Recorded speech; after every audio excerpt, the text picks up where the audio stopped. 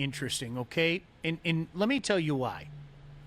All jokes aside, if you follow this show, I am really, truly somebody that believes in live and let live. Like, go do what makes you happy, man. I don't want to tell you how to live your life. And in the same vein, I don't want you to tell me how to live my life, okay? Like, I'm sorry, I don't think that's political. I think that's common sense. I hate this term with everything inside of me, but I'm going to say it anyway right now. You do you. I hate that statement. I really do. But at the same time, you do you. What makes you happy? What bothers you? What? It's of no concern to me. I have this to offer you. I'll leave you alone. Just leave me alone, right? Don't tell me how to live my life. If I'm doing something Sean, illegally, it's perpetuity. It is perpetuity. It's If I'm doing perpetuity. something illegal, then I should be held accountable for it. So there is the part of me when we talk about Naomi Osaka. There's the part of me that says, "Suck it up, Buttercup." I'm not going to lie, okay? But do you know what side wins with me? Who am I to tell her what she should feel comfortable or not comfortable Exactly. with? Exactly. And that's the libertarian side wins because there is.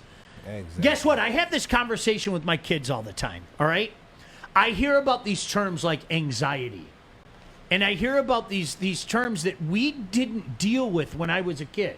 Okay, do you know what we were told, Joik? And I think I can include you in this. Get your ass out of the house and go play. That's what we were told. No, all right, I was never deal told with that. it. Just deal with it, right? We was told to come back in the house. Like I said, there's a part of me that says, as long as you know what you might be faced with, that there might be fines or you might be kicked out of a tournament, I think you should suck it up. But this side wins, point blank. When I have that it's like the good angel, bad angel type of thing. My libertarian side wins.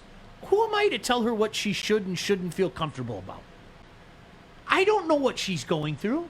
I don't know if there's some kind of anxiety or social anxiety or whatever the latest made up term is, okay? I don't know. So I'm not going to tell you how to live your life. I'm just not. It's not my here it comes again. You do you. You do you. Joik, if you want to go to Vegas and come back at 9 o'clock in the morning and be back here in time to do the show, so what? Go have fun, man. We're upset with her because they're like, oh, well, she's throwing all this money around to pay all these fines. But, like, to me and to a lot of other people, you can't put a price on, like, good mental health. Absolutely. That's way more important than your bank account. Hey, I know billionaires who wish they had the help. Arthur, You know Do what I'm saying? you think that she should have been fined the $15,000? yes. Okay. Yeah. You can't. The one thing that I 1,000% believe in is you cannot have one set of rules for one group or one person and have another set of rules for another. Exactly. You can't. That's the quickest way to piss people off. That's the quickest way to make people say, now listen, for her that's mental, not right. For her mental health, if she wanted to, she could have went up there and hit them with the Detroit versus everybody speech, or hit them with I'm just here so I don't get fined speech. She can go do that and not be fined. But she said, I'm not going to do that either. I'm just going to stay away. I'm not trying to be PC. I get both sides of this argument. There are a lot of people that think she's just got to suck it up, okay? And I understand that thinking. But the side that wins for me personally is I don't know what she's going through. I don't know. No. I'm And going that's to have the to... thing. And so she's telling people, I need a break. I don't want to be there. It's mentally draining. Yep. It's mentally exhausting. And it's mentally toxic. So for her to tell us that, and for us to go back and say anything about, well, you should, this is the sport you chose. So, like, no. Because it gets to a point where you get to a person who loses their mind and goes off and kills two doctors, or a doctor and his wife, their grandchildren, and it's mental health, but people don't understand an athlete when they tell us that. I mean, from the being here and then going to here, and like the come up is good. It's the drop off. And so she says, like, when she lost, was that 2018, that she was really hard on herself. So you got give her time, let her relax, let her do what she has to do to get back in a mental space where she can perform at a high tier level. Scott, I like what you said here because I firmly believe this is a choice. And he said she doesn't have to do the press meetings, but at the same time, if the tournament is part of the contract to play, you agree to do media, then you have to either do media to play or not play. And she made the choice to not play, and I think we should all support her for that. So, I do. So why do you think she's fine if she's not playing in it? Well, now that she's not playing, the fines aren't going to come in. Now that she's not playing, she backed out. She has to take care of herself. And I think, I'm sorry, that's not anything to be trifled with. I'm not, if you make the choice to play in the tournament, but guess what? Yeah. You have to abide by the tournament's rules. Right. And They can't have two sets of rules. But you have negative people like, you have that. Oh, yeah, the Pierce Morgan? Yep, Yeah. let me pull it up. And so you have people who come in. Can you read that out for us? Yeah, so narcissist Naomi's cynical exploitation of mental health to silence the media is right from the Meghan and Harry's playbook of wanting their press cake and eating it. Now, I will say there was a very similar argument from someone on the network here by the name of Stick, and here's my question to you guys. Why are we automatically dismissing the fact that since they're paid millions of dollars that they don't have mental health issues? To me, Because people think that money and anxiety and depression don't go hand in hand.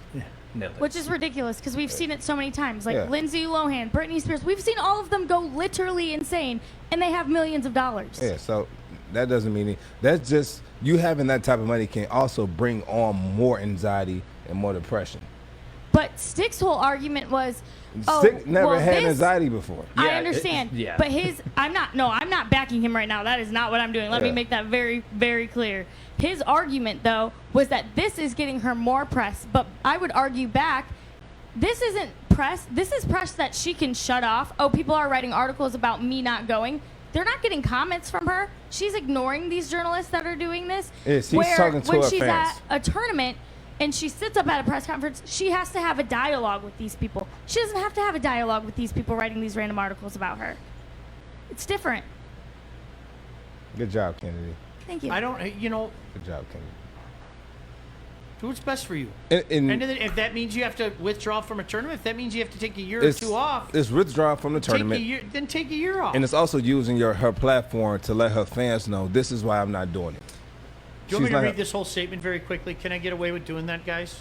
Yeah. Hey, everyone. This isn't a situation I ever imagined or intended when I posted a few days ago. I think now the best thing for the tournament, the other players, and my well-being is that I withdraw so everyone can get back to focusing on the tennis going on in Paris.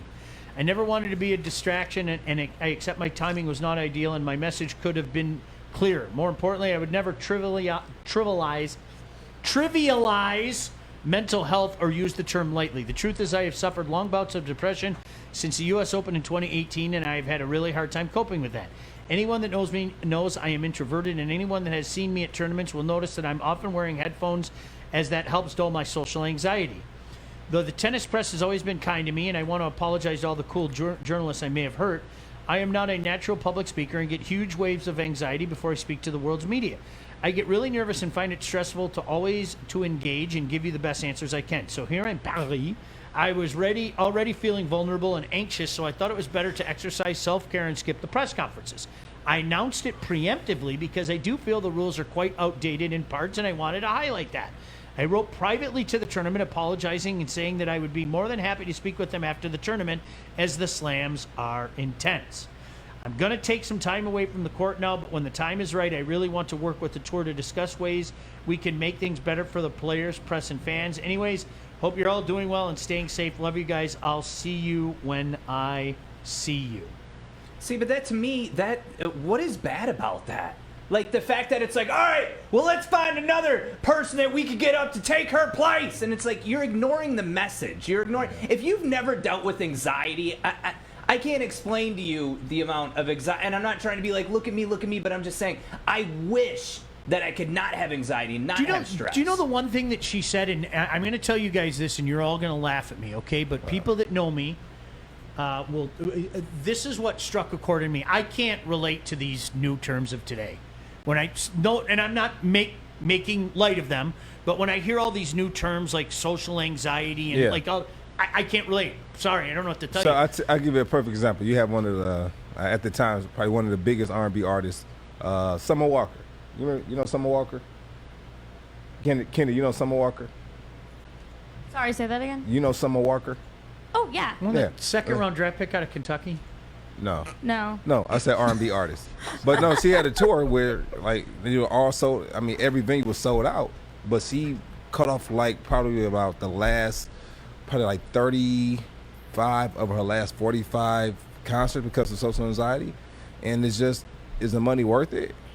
Is the money worth it? That's what you have to ask yourself. Is the money worth my mental health? The one thing that she said, and I'm serious, I'm going to say this, and you guys aren't going to believe me, when she talked about being introverted, I am incredibly shy. Now, I know you guys are sitting there going, you're an idiot. I deal with you every day. Get me away from this, and you know what? I kind of keep to myself. I've always been that way. Why do you think, one day, I've lived this life for so long, one day, that's not a joke, I'm just, poof, I'm going to be gone. I like to be alone. I like to be alone. And people don't understand that. But so why you don't understand what she's saying? I totally understand what she's saying.